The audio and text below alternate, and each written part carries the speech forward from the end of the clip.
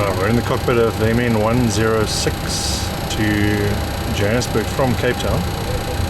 It's Zulu Whiskey Quebec, serial YC072.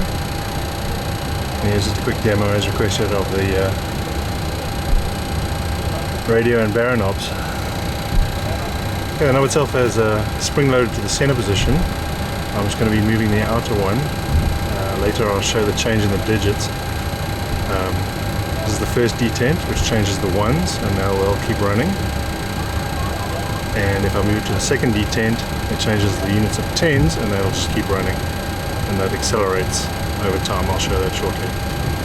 Okay, so it's back to the spring-loaded center position, and to the left, first detent, second detent, and back to center position.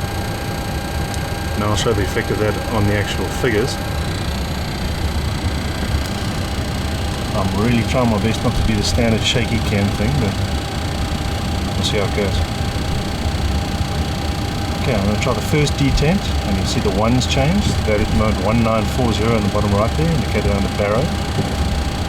Moving to the right, and you can see the single units counting up. And you can see the rate of acceleration as well. Moving to the second detent, you'll see the tens increase. And you can see the rate of change there.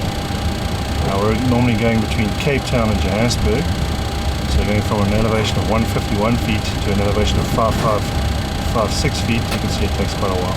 Not the end of the world though, not too terrible. And to the left, first detent, again the ones change, and second detent, the tens change.